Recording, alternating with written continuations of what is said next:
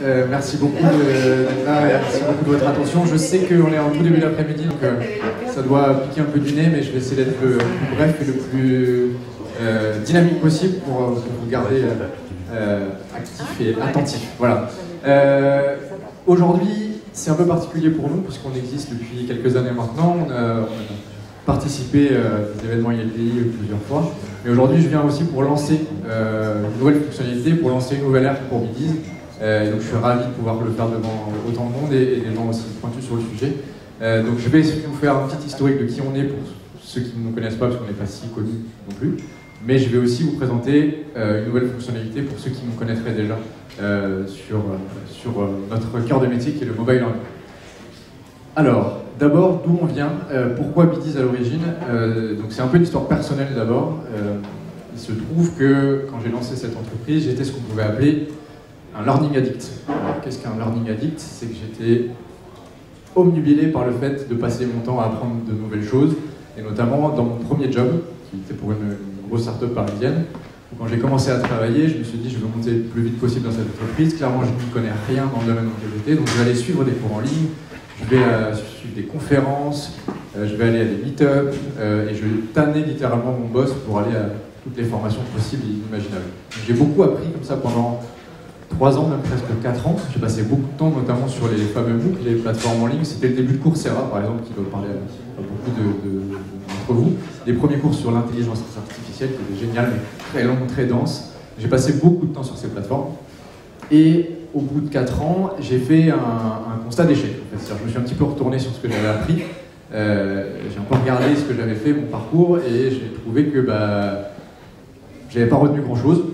Quand je me mettais devant une feuille de papier, je me disais qu'est-ce que j'ai appris. Je n'étais pas capable de mobiliser grand-chose. J'utilisais très peu de choses de ce que j'avais appris dans mon travail. Et en fait, j'avais même plus le temps de passer du temps sur ces plateformes et de me former. J'ai été pour le coup un petit peu monté dans mon job, comme ça doit être le cas de pas mal d'entre vous. Et j'avais moins le temps de me former, j'avais peu de temps libre dans ma journée, donc peu de temps à être consacré à la formation. Deux constats frustrants là-dessus. Et donc je décide avec quelques collègues à cette époque-là de mettre à profit des temps plus courts de la journée, comme le temps qu'on passe dans le métro tous les jours, pour apprendre. Et pour ça, je m'appuie sur ma connaissance de l'époque, le mobile, ma spécialité de l'époque, pour développer ce qu'on a appelé à l'époque le compagnon d'apprentissage mobile. Donc comment apprendre sur des temps très courts, un petit peu tous les jours, dans des environnements pas faciles, hein, c'est pour ceux qui ont pris la ligne 13 le matin dans la salle de moi je parle, mais qui se reproduisent tous les jours, et où finalement je ne fais pas grand chose d'habitude. Je vais passer un petit peu de temps sur mon téléphone à regarder mes SMS, je vais passer un peu de temps sur Facebook, mais pas très utile. Alors que je pourrais apprendre sur ces moments-là toute l'année.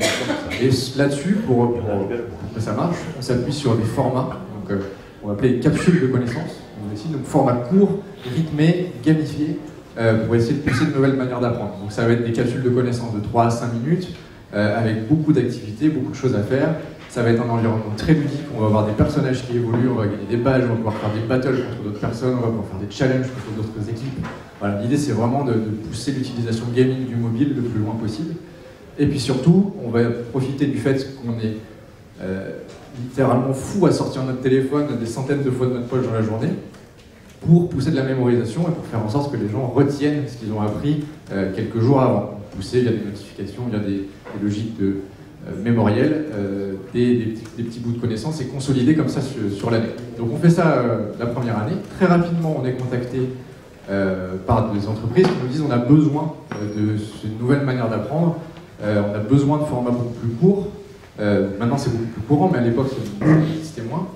Et donc on a un gros appel d'air là-dessus, et on travaille avec des entreprises comme BNP Paribas assez rapidement, EDF aussi, je les remercie d'ailleurs parce que c'est eux qui m'ont permis de nous lancer, sur cette logique vraiment de format court, comment on peut capter l'apprenant, comment on peut utiliser des choses très, très directes et ancrer une habitude d'apprendre. Donc j'aime bien dire qu'on essaie d'hériter le moins possible des formats e-learning des années 80, mais le maximum des nouveaux médias type Brut, Vice, Combini, qui vont avoir des choses très, très directes dans le partage de la tâche. Bon, ça marche assez bien pour nous, on est notamment l'application de l'ensemble de la RATP, de l'ensemble de Servier, ici qui s'appelle WeLearn, donc on se déploie assez facilement. Et puis il se passe un truc assez sympa, c'est que on a beaucoup de retours des utilisateurs qui nous disent C'est hyper bien le format capsule, je peux le faire en attendant une réunion, je peux le faire en me rendant à un rendez-vous commercial, je peux le faire même en promenant mon chien, pourquoi pas. Mais moi aussi j'ai ma petite connaissance et j'aimerais pouvoir créer ma capsule et le partager à mes collègues, à mon entreprise, ou même à d'autres personnes, pourquoi pas. Donc ce qu'on fait à ce moment-là, en ayant de plus en plus de retours, c'est qu'on adosse à l'application un outil auteur, mais le plus intuitif possible. Voilà, vraiment un format anti-usine à gaz, pas d'import Excel complexe, pas besoin d'un séminaire de 4 jours pour le prendre en main. Vraiment, on veut quelque chose de simple. Voilà, on se dit, il faut que ça soit aussi simple que de faire un post Facebook ou de poster un tweet. Il faut vraiment que ça axé là-dessus et que le service formation puisse l'utiliser de manière très rapide, mais qu'il puisse aussi potentiellement l'ouvrir à d'autres personnes dans l'entreprise et mettre un pied comme ça dans l'organisation apprenante, un mot que j'ai appris après, mais voilà, il y a un concept là-dessus, donc l'idée c'était de permettre de faire ça. Et là, on y arrive, on fait un outil de ce type-là, que vous pouvez venir voir en détail dans le stand. On peut carrément même prévisualiser ce qu'on fait. On peut carrément commencer à écrire son quiz et voir directement ce que ça va donner sur son ordinateur, sur sa tablette, sur son smartphone. On peut enrichir avec plein de contenus différents, des vidéos, des images, des textes, etc. Et on connaît un véritable appel d'air à ce moment-là. Énormément de grands groupes nous contactent et on devient l'application de micro-learning aussi, de partage de connaissances de plein de grands groupes. Je vous ai mis un autre exemple là.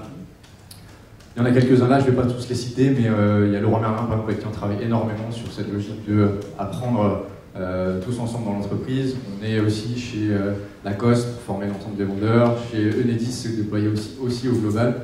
Voilà, certains qui sont là, donc merci à eux également. Mais vraiment, ce qu'on sent, c'est qu'il y a vraiment cette logique de se dire mobile learning, certes, mais ce qui nous intéresse aussi, c'est d'avoir un outil à nous en interne qu'on peut prendre en main très facilement, sur lequel on peut créer très rapidement de nouvelles choses et qu'on peut ouvrir à d'autres personnes dans l'entreprise que le service formation. Ça peut être des directeurs produits, ça peut être des directeurs de magasins, ça peut être des experts métiers, ou ça peut même être des passionnés de leur sujet, tout simplement, qui vont pouvoir créer leur capsule, la faire modérer par le service formation et l'envoyer ensuite à son équipe ou à l'ensemble de l'entreprise. Voilà pour ce qu'on fait jusqu'à présent.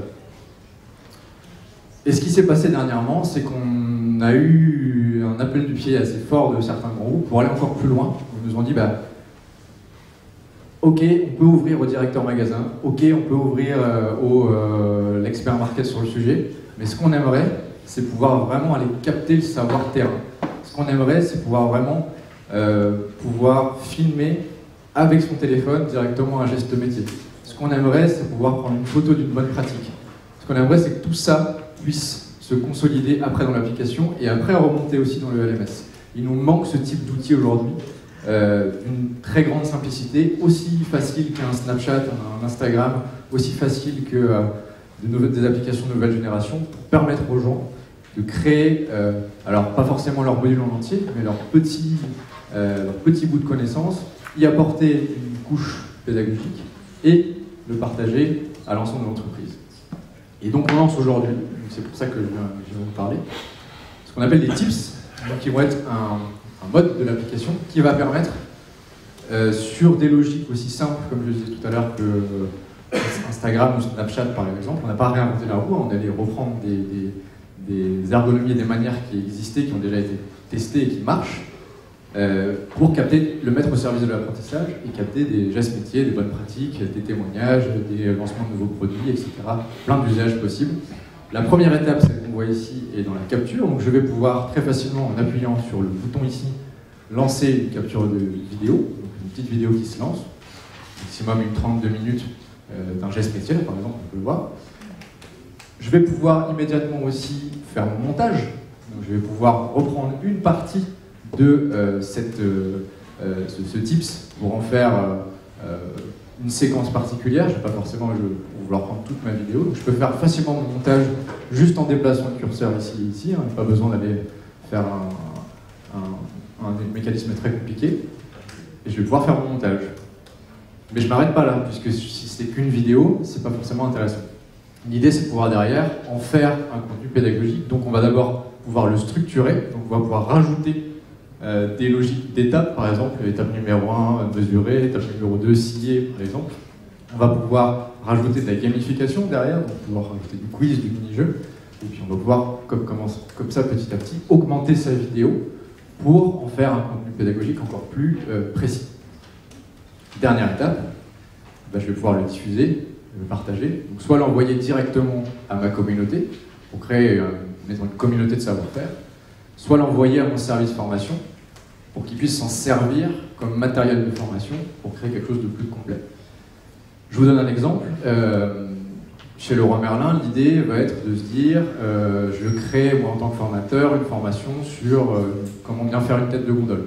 Bon, au moment de faire ça, sur l'outil AuteurBD, je vais pouvoir chercher tous les gens qui en France ont créé un contenu sur les têtes de gondole.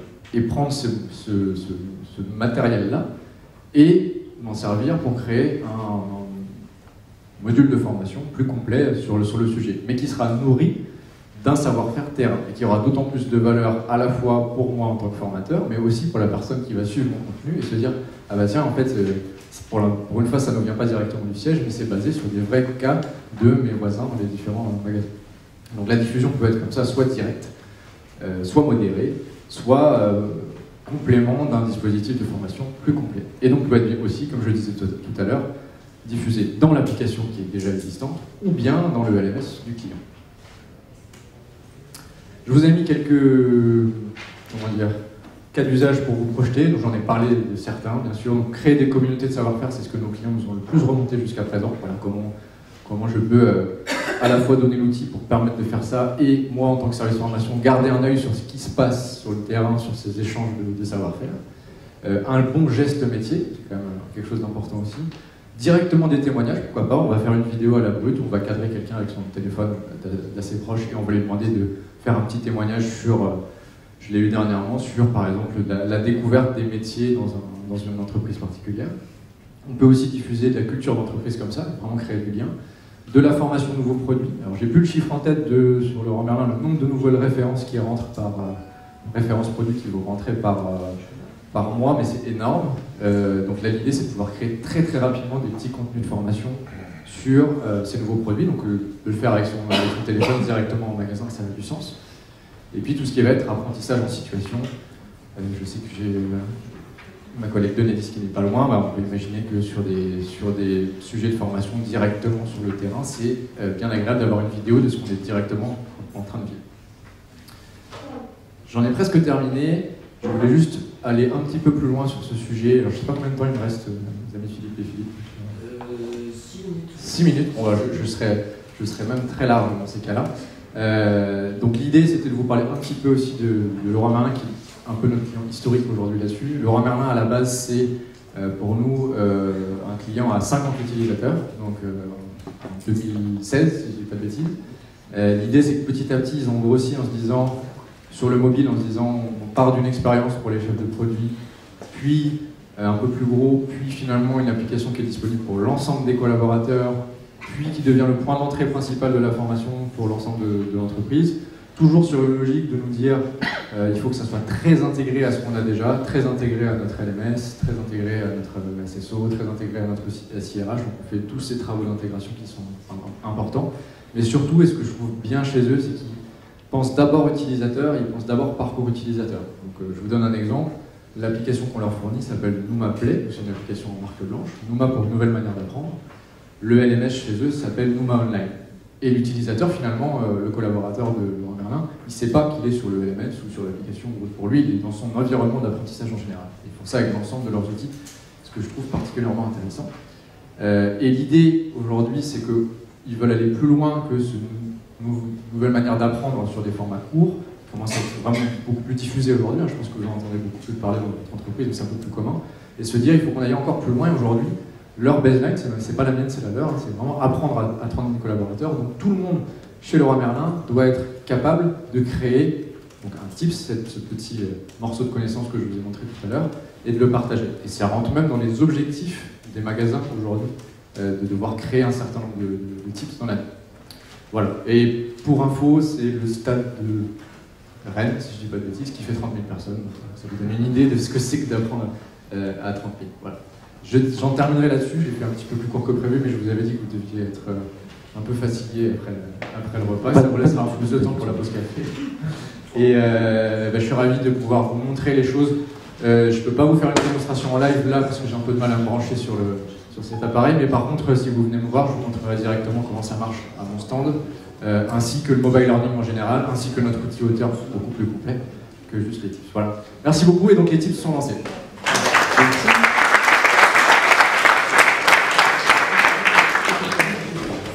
Alors, les tips et les votes, je suis monsieur qui radote et qui répète, etc.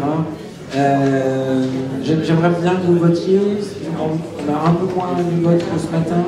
Donc, même ceux qui ne l'ont pas fait, ce serait gentil de le faire.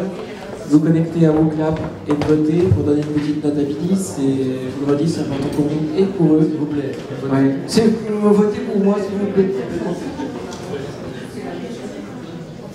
Et Julien, donc, est comme les autres pitchers, à votre disposition.